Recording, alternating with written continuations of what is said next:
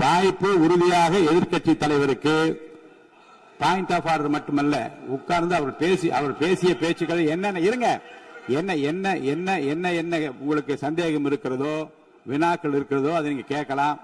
அவர் பதில் சொல்வதற்கு தயாராக இருக்கிறார். பேசி முடிக்கின்ற வரை அமைதி காக்கும்படி உங்களை நான் கேட்டுக்கொள்கிறேன். மாண்புமிகு எதிர்க்கட்சி தலைவர் முழு ஒத்துழைப்பை நீங்கள் தர வேண்டும் என்று நான் எதிர்பார்க்கிறேன்.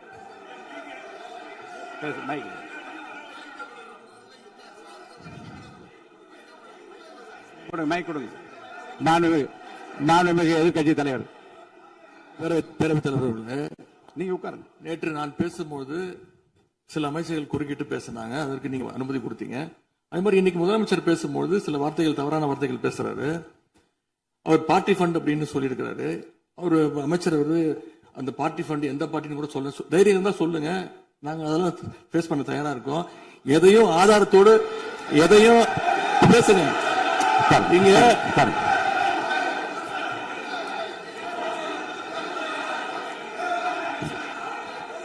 அது மாதிரி பேரவைத் தலைவர் அவர்களே, நேற்று நான் பேசி முடிஞ்சோடனே நீங்க அவை முடிஞ்சிருச்சுன்னு சொல்லிட்டீங்க. நாங்கெல்லாம் வீட்டுக்கு போயிட்டோம். வீட்டுக்கு போய் டிவி போட்டு பார்த்தா அங்க இன்னொரு அமைச்சர் இன்னும் பதில் சொல்லிட்டே இருந்திருக்கிறாரு. அதற்கெல்லாம் நாங்க இப்ப என்ன பதில் இது, என்ன மரபு இது? நீங்க இப்ப பேசிக்கிட்டே இருப்பீங்களா? நாங்க பாத்துக்கிட்டே இருக்கணுமா? அதே மாதிரி இன்னைக்கு முதலமைச்சர் அவர்கள் பேசும்போது நாங்களும் அமைதியா கேட்டுட்டு தான் இருந்தோம். ஆனா சில கருத்துக்கள் அவர் பேசும்போது அதை நாங்க அனுமதிக்க முடியாது. ஆதாரத்தோடு ஏதாவது பேசணும்னா, குற்றச்சாட்டுகள் சொல்லும் போது ஆதாரத்தோடு சொன்னீங்கன்னா அதை நாங்க ப்ரூவ் பண்றதுக்கு தயாராக இருக்கு. மாண்புமிகு உறுப்பினர் அவர்கள் இருங்க. நேற்று மாண்புமிகு எதிர்க்கட்சி தலைவர்கள் பேசியதும், மாண்புமிகு பொதுப்பணித் தலைவர்கள் பேசியதும் ஆதாரம் இல்லாமல் பேசக்கூடாது என்று நான் சொன்னேன். ஆய்வு செய்து நீக்கப்பட வேண்டியது நீக்கும் என்று சொன்னேன். இப்போது மாண்புமிகு முதல்வர் அவர்கள் பேசி முடிக்கட்டும். நீங்கள் கூறிய கருத்துப்படி அதில் ஆதாரங்கள் இல்லாத குறிப்பாக இருந்தால் அதை நீக்குவதற்குரிய உரிமை எனக்கு இருக்கிறது. ஆய்வு செய்து நான் நடவடிக்கை எடுப்பேன். இப்போது மாண்புமிகு முதலமைச்சர் அவர்கள் பேசலாம். இந்த டாஸ்மாக் மாதிரியே பல டிபார்ட்மெண்ட்லயும், மறுபடியும் சொல்றேன், கட்சி நிதின்ற பேர்ல அடிச்ச கொள்ளைய ஒன்னா கவர்மெண்டோட கஜானாக்குள்ளேயே கொண்டு சேர்த்துக்கிட்டே இருக்கிறாங்க. இப்பவும் சொல்றேன், மக்கள் பணத்திலிருந்து ஒரு பைசா கூட தொடமாட்டோம், தொடவும் விடமாட்டோம், தொட்டா விடமாட்டோம். இதுக்கு முன்னாடி தொட்டவங்களையும் விடமாட்டோம்.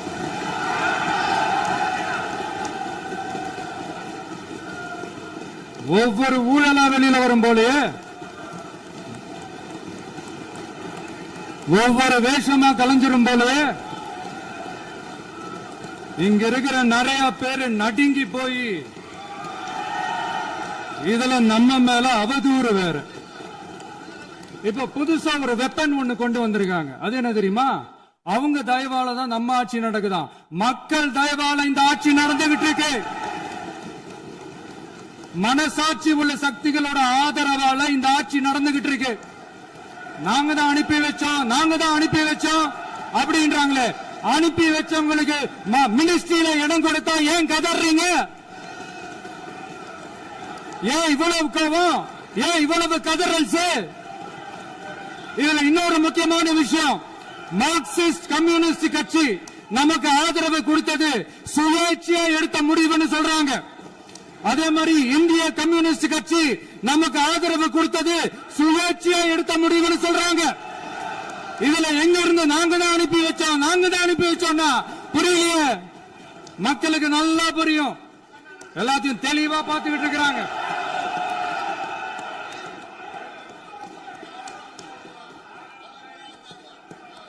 முதலமைச்சர் கண்டினியூ பண்ணலாம். மாண்புமிகு முதலமைச்சர்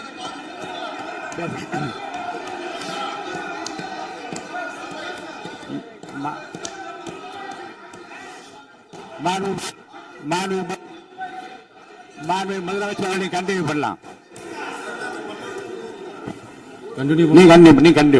நீ கண்டினியூ பண்ணலாம்.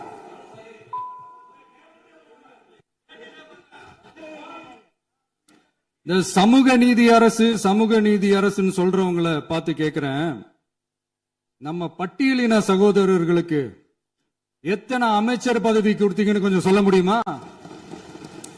ஆனா நம்மளுடைய அரசுல 8 அமைச்சர் பதவிகள் யாருக்கு? நம்ம பட்டியலின சகோதரர்களுக்கு. எல்லாம் நம்ம அண்ணன், நம்ம தம்பி, நம்ம தங்கச்சிங்க. அண்ணல் அம்பேத்கர் அவர்களுடைய கிட்டத்தட்ட 100 ஆண்டு கால கனவு இப்ப நிறைவேறி இருக்கு. நான் ஏன் கொஞ்சம் சவுண்டா பேசுறேன் அப்படின்னா அவங்களுக்கு கேட்கணுன்றதுக்காக, தப்பா எடுத்துக்காது. அதே மாதிரி பெண்களோட பாதுகாவலர் நாங்க தான் அப்படின்னு சொல்லிக்கிறவங்களை கேட்கிறேன், எத்தனை பெண்களுக்கு அமைச்சர் பதவியில இடம் கொடுத்தீங்க கொஞ்சம் சொல்ல முடியுமா? எங்க அரசுல 4 சகோதரிகளுக்கு அமைச்சர் பதவி கொடுத்திருக்கிறோம்.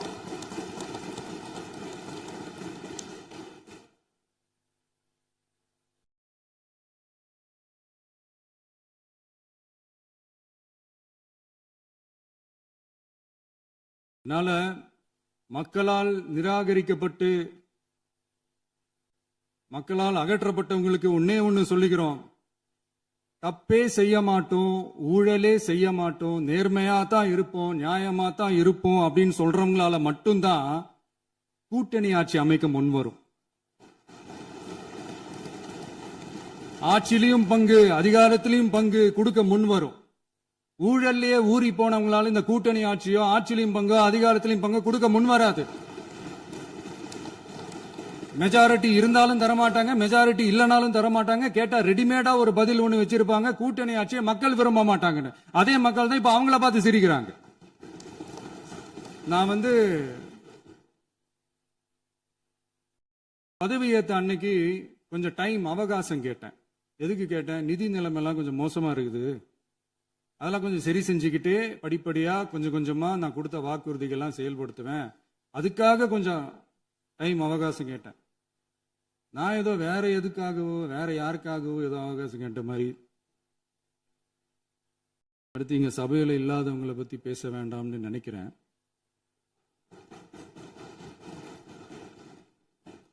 இங்க நம்மளை பத்தி அவதூறு பரப்புறதோட மட்டும் இல்லாம இப்ப நம்ம மக்கள் மேலேயும் அவதூறு பரப்ப ஆரம்பிச்சிட்டாங்க. மக்கள் நமக்கு ஓட்டு போட்டது தப்பான், குடும்பம் குடும்பமா நமக்கு ஆதரிச்சது தப்பான். இது இப்ப இல்ல, நான் சொல்றது எம்ஜிஆர் அவர்கள் காலத்திலிருந்தே. அப்பவே அவர் ஜெயிச்சப்போ அதே மக்களை தப்பு தப்பா பேசுறது. மக்கள் என்ன பண்ணிட்டாங்க, எம்ஜிஆர் என்ன பண்ணிட்டாரு, எம்ஜிஆர் என்ன இது பண்ணிட்டாரு. 50 வருஷமா ஒரே டெக்னிக்கா.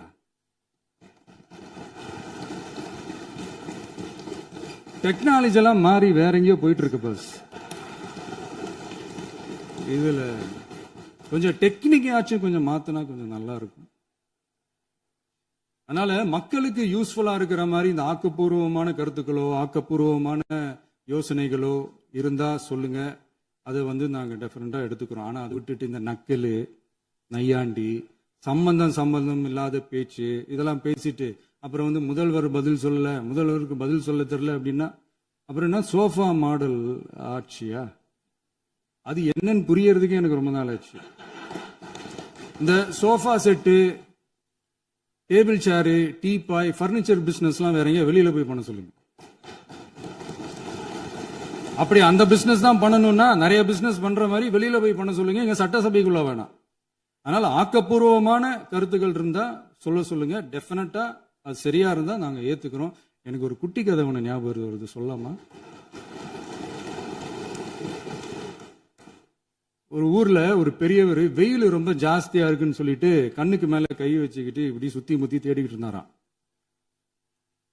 அப்ப கூட இருந்த ஒரு சின்ன பையன் என்ன தேடுறீங்க அப்படின்னு கேட்டானா. அதுக்கு அந்த பெரியவர் சொன்னாரா, அது ஒண்ணு இல்ல தம்பி, உங்க அப்பா இங்கதான் இருப்பாருன்னு சொன்னாங்க, அதான் தேடிக்கிட்டு இருக்கேன், எங்க உங்க அப்பாவையா காணோம்?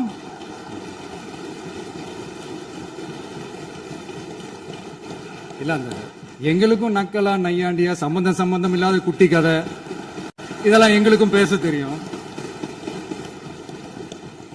அந்த கதையில பெரியவர் அப்படி சொன்னாராம், தப்பா எடுத்துக்காதீங்க. அந்த கதையில பெரியவர் அப்படி கேட்டாராம். அதனால யாரும் இங்க டென்ஷன் ஆக வேணாம். அதனால இன்னொரு இந்த என்னுடைய உரையை முடிக்கிறதுக்கு முன்னாடி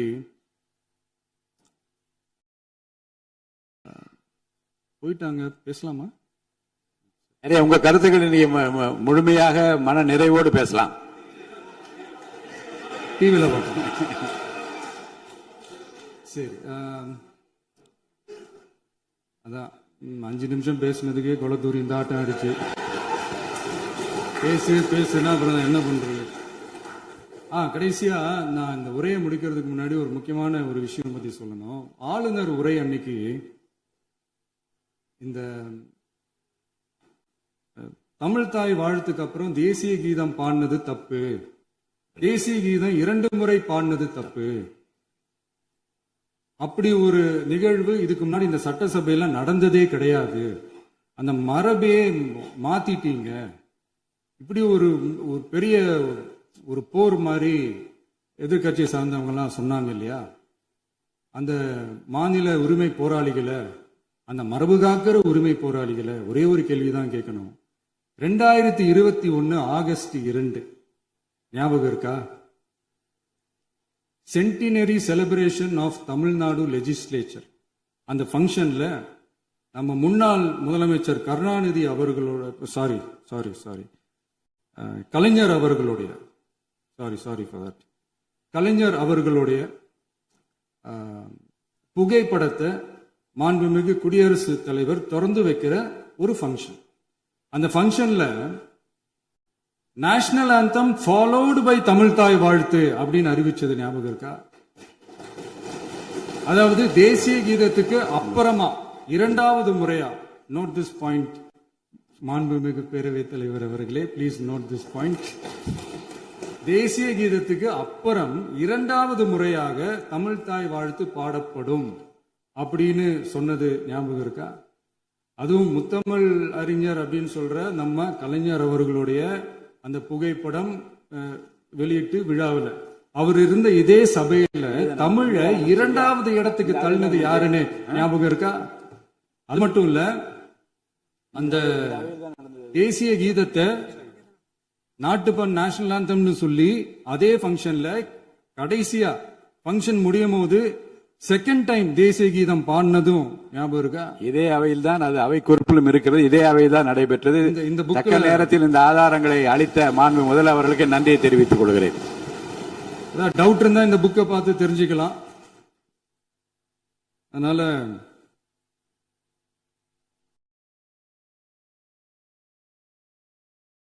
கேட்டா என்ன சொல்லுவாங்கன்னா, அது ஜனாதிபதி கலந்துகிட்ட ஃபங்க்ஷன், அதெல்லாம் அப்படிதான், அதெல்லாம் கண்டுக்க கூடாது அப்படின்னு சொல்லுவாங்க. இதே மாதிரிதான் பேசுறது ஒண்ணு, செய்யறது ஒண்ணு, பேசுறது ஒண்ணு. இதெல்லாம் மக்கள் பார்த்துக்கிட்டு இருக்காங்க. எலெக்ஷனுக்கு முன்னாடி தான் அப்படி செஞ்சுக்கிட்டு இருந்தாங்க, இப்ப எலெக்ஷனுக்கு அப்புறம் அதே தான் செய்யறாங்க. இந்த விஜயையும் சாமானியர்களின் உண்மையான சமூக நீதி அரசையும் அவமானப்படுத்துறதுக்கு தான் அவங்களோட அந்த பொலிட்டிக்கல் சீனியாரிட்டி அது பயன்படுத்துது போல. சரி, செய்யட்டும், நல்லா செய்யட்டும். இப்போ ஆனாலும் நம்மளுடைய மாநில உரிமை, மொழி உரிமை, உத்தம உத்தரர் போல வேஷம் போடுற எதிர்கட்சிக்கு ஒன்றை மட்டும் ஆணித்தரமாக சொல்றோம். உங்களை மாதிரி தமிழ்னு சொல்லிக்கிட்டு, மொழி, பண்பாடு, கலாச்சாரம்னு சொல்லிக்கிட்டு ரெட்டை வேஷம் போடுறவங்க நாங்க கிடையாது. உலகெங்கும் வாழும் என் தமிழ் சொந்தங்களுக்கு நம்முடைய உத்தரவாதம் தமிழ் தான் எங்க உயிர் நாடி அப்படின்றத மறக்க மாட்டோம். இப்பவும் சொல்றோம், மாநில உரிமையில எப்பவும் உறுதியா இருப்போம். அதே சமயத்துல அரசியல் வேற, ஒன்றிய மாநில அரசுகளுக்கு இடையே இருக்கிற நிர்வாக அணுகுமுறை வேற. இதுல நாங்க ரொம்ப தெளிவா இருக்கிறோம். அதனால எங்களுக்கு பாடம் எடுக்கிறதா நினைச்சுக்கிட்டு உங்க வேஷத்தை நீங்களே கொஞ்சம் கொஞ்சமா கலைச்சுக்கிட்டே வர்றீங்க, மறந்துடாதீங்க. அப்புறம் நேத்து எதிர்கட்சி தலைவர், மாண்புமிகு எதிர்கட்சி தலைவர் பேசும்போது நிறைய பேசினாங்க. அதுல ஒண்ணு மட்டும் அரசு சொல்றதா நினைச்சுக்கிட்டு நம்மளை இன்டைரக்டா ஈவில் அப்படின்ற அந்த வார்த்தையை யூஸ் பண்ணாங்க. எனக்கு ஒண்ணுதான் சொல்லணும்னு தோணுது. ஈவில்ஸ்னு டெவில்ஸ் பேசக்கூடாது.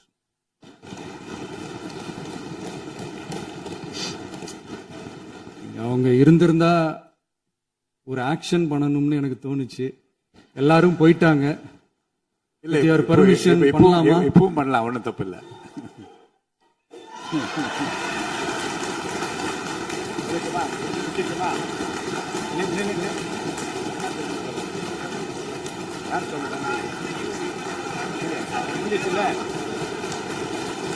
எழுந்து சொல்லுங்க, உட்காந்து சொல்லட்டுமா?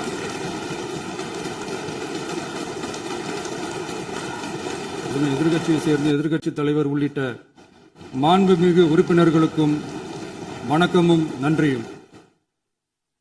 பதிலுரை வழங்குற அதே நேரத்தில் நம்மளை சட்டமன்ற உறுப்பினராக தேர்ந்தெடுத்த பெரம்பூர் தொகுதி மக்களுக்கு நம்மளோட நெஞ்சார்ந்த நன்றிகள். அதே மாதிரி ராஜினாமா பண்ணிட்டாலும் நம்மளை தேர்ந்தெடுத்த திருச்சி கிழக்கு மக்களுக்கும் இந்த மன்றத்தில் நம்மளோட நன்றியை பதிவு